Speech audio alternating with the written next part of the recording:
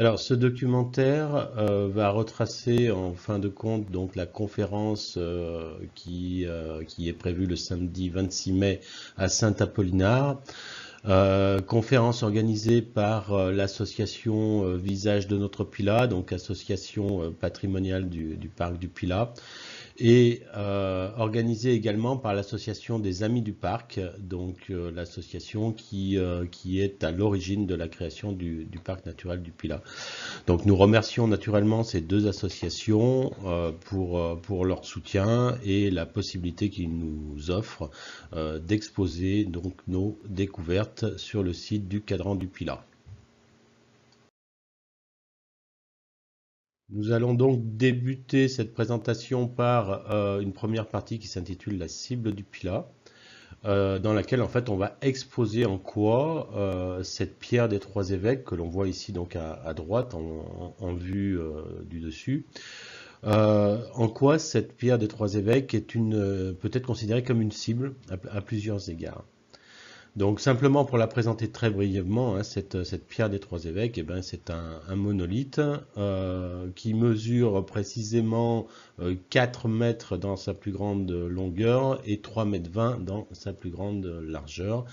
Elle est parfaitement plate et elle est gravée également de 3 croix. Donc ce sont là des éléments distinctifs et caractéristiques de cette pierre. Alors, en guise d'introduction, quelques mots sur le rôle de cette pierre des trois évêques. La pierre des trois évêques, en fait, elle doit son nom au fait qu'au Moyen-Âge, enfin sous l'Ancien Régime d'une manière générale, elle marquait donc la limite entre les archidiocèses catholiques de Lyon, Vienne et du Puy. Donc c'était une pierre borne, une pierre de jonction de ces trois territoires ecclésiastiques. Mais on sait que plus anciennement et à l'époque carolingienne, cette pierre marquait déjà la frontière entre trois grandes provinces qui étaient l'Aquitaine, la Bourgogne et la Provence.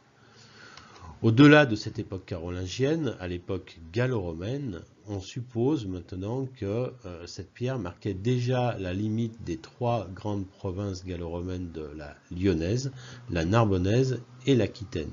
En fait, les historiens s'accordent à voir dans les limites ecclésiastiques des diocèses les anciennes limites territoriales de l'Empire romain.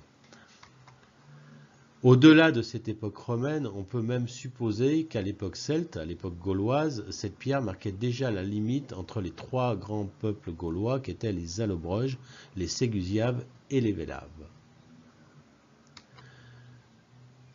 Il y a une notion qui est assez intéressante, c'est celle de la toponymie, puisqu'à proximité de la pierre des trois évêques, alors là je donne en fait un extrait du cadastre napoléonien qui date de l'année 1837, où figure le nom de la pierre des trois évêques. Il est même inscrit sur ce cadastre pierre des trois évêques gravée de 3 croix. Et à proximité se trouve le hameau de Charonde, qui aujourd'hui n'existe plus, hein, ce sont des ruines. Et ce hameau de Charonde, il est intéressant puisque d'un point de vue étymologique, chat et rande sont deux termes celtiques, voire même pré-celtiques pour le mot chat, qui désigne pierre, et rande en gaulois désignait la frontière, la limite. Donc on aurait bien dans ce toponyme du hameau à proximité de la pierre des trois évêques le souvenir finalement de cette pierre qui formait la frontière de ces anciennes divisions territoriales. Alors, le mot de Charonde, moi j'ai essayé de le retrouver dans les textes anciens et finalement la plus vieille mention que j'en ai, elle n'est pas très ancienne, elle date de 1726. C'est ici donc dans les registres paroissiaux que l'on trouve mention de la famille d'Aurel donc qui vient s'implanter au début du XVIIIe siècle dans ce lieu qui s'appelle Charonde. Cette famille d'Aurel restera dans ce hameau jusqu'à la moitié du 19e siècle à peu près, et sera remplacé ensuite à la fin du 19e et début du 20e par la famille Bouvier, dont le nom figure gravé précisément sur la pierre des trois évêques. Alors, je présente ici un extrait d'un document qui, à mon avis, est probablement le plus ancien, en tous les cas, à ma connaissance, le plus ancien, donc, puisque daté de 1516, et qui fait état de la pierre des trois évêques, bien que celle-ci ne soit pas mentionnée. En fait, c'est un document qui établit la limite de la juridiction et du mandement de Saint-Sauveur-en-Rue.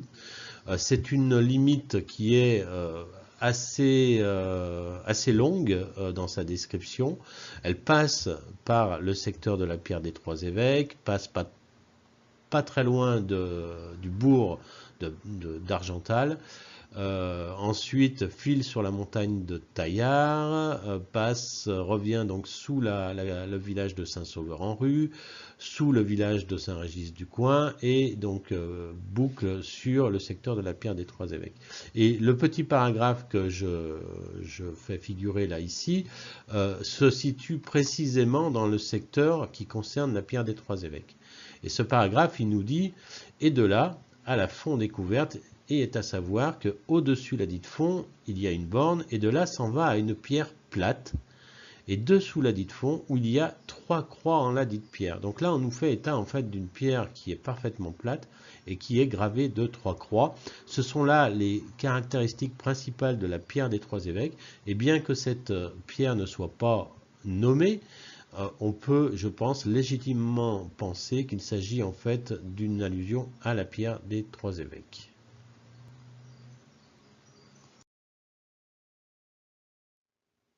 Alors, ce que l'on peut dire d'autre à partir de la pierre des trois évêques, c'est que celle-ci est une pierre cible. On a pu en effet identifier qu'à partir de la pierre des trois évêques, nous avions toutes les orientations solsticiales qui étaient indiquées. Par exemple, ici, nous avons un coucher du soleil le jour du solstice d'été, c'est-à-dire le 21 juin, qui se fait précisément dans la direction de la roche de Cherfoy, qui n'est pas très éloignée, mais qui correspond à l'horizon immédiat que l'on peut avoir depuis la pierre des trois évêques. De la même manière, nous avons un coucher du soleil le jour du solstice d'hiver, cette fois-ci, c'est-à-dire le 21 décembre, qui s'opère sur les menhirs redressés de la cime de Paner, qu'on a tendance à appeler un petit peu à tort les menhirs de Niaourou. Et on observe des principes similaires quant au lever du soleil, avec un lever du soleil remarquable le jour du solstice d'été, puisque celui-ci s'opère en pleine direction de la chapelle Saint-Sabin. Or, la chapelle Saint-Sabin, c'est l'un des sites majeurs du parc naturel du Pilat, et c'est l'un des rares sites qui est reconnu comme déjà un site proto-historique. Donc là, on a un site qui est reconnu a priori par l'archéologie, qui est parfaitement orienté avec la pierre des trois évêques sur un lever du soleil le jour du solstice d'été. Alors, on peut se poser la question du lever du soleil le jour du solstice d'hiver. Moi, j'aurais tendance à proposer une orientation qui se ferait sur le château de Montchal, qui se trouve quand même assez loin, de l'autre côté, en fait, sur l'autre montagne, la montagne de Taillard, et on est là sur la commune de Burdigne. Et en fait, ce qui me pousse à faire cette proposition, c'est que le château de Montchal est construit sur une motte féodale. Et bien souvent, ces mottes féodales, en fait, elles sont beaucoup plus anciennes. Ce sont ce qu'on appelait des collines artificielles d'époque néolithique. On en connaît notamment une fameuse en Angleterre, la colline de Silbury Hill. Et on peut imaginer que là, le château de Montchal, construit au Moyen-Âge, a été bâti sur cette colline artificielle déjà existante. En complément des orientations solsticiales qui sont naturellement des orientations astrales remarquables, on a pu également relever une orientation sur la chaîne des Alpes qui se fait sur le sommet des écrins.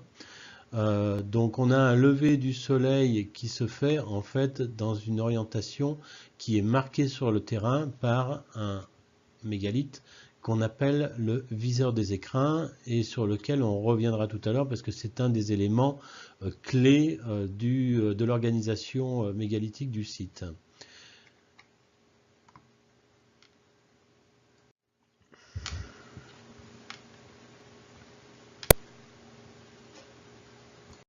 À celle-ci s'ajoute une autre orientation sur la chaîne des Alpes, sur un sommet qui est à nouveau un sommet remarquable puisqu'il s'agit du sommet de la Meije. Et là, à nouveau, on a sur le terrain un autre massif que l'on a appelé le viseur de la Meije et qui semble également jouer un rôle dans l'organisation géométrique de cet ensemble.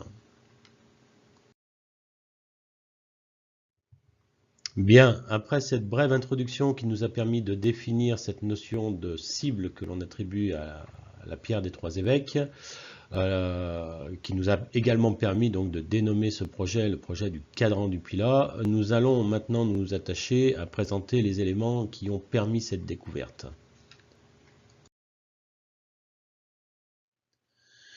Alors, nous devons la découverte en fait du site à Thomas de Charentenay, lequel, à l'occasion d'une visite du site en famille à l'été 2016, s'est aperçu qu'à proximité de la pierre des trois évêques, il y avait un tas de blocs de pierre gisant au sol, et que ces blocs semblaient non seulement être alignés les uns avec les autres, mais qu'on pouvait peut-être aussi envisager plusieurs fils d'alignement.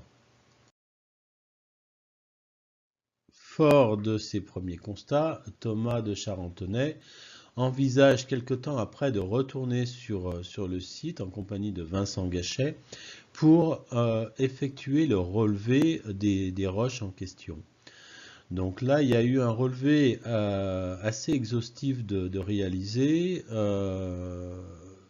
d'une part en utilisant le GPS pour localiser les pierres, mais cette technique n'est pas très fiable. Et d'autre part, un relevé manuel à la main au décamètre pour relever les pierres les plus singulières du site. Ce relevé manuel des pierres assez caractéristiques du site a pu être reporté sur une carte de type Google Maps et sur laquelle donc semble être mis en évidence un alignement de type nord-sud ainsi qu'un alignement de type est-ouest, donc marquage des axes cardinaux, mais aussi potentiellement l'existence de plusieurs fils d'alignement.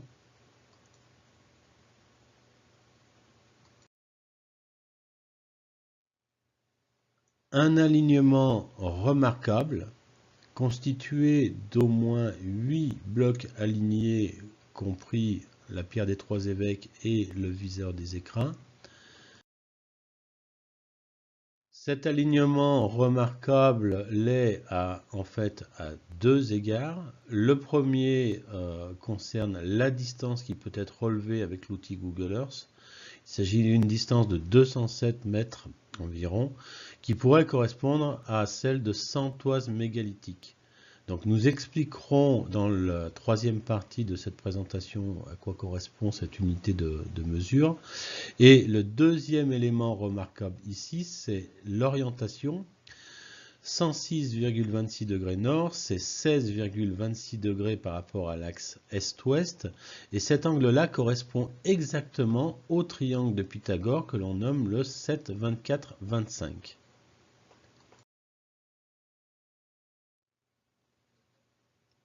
L'ensemble de ces éléments, orientation cardinale, orientation typique d'une géométrie pythagoricienne, nous amène à considérer que ce site est peut-être construit selon des principes d'une géométrie mégalithique.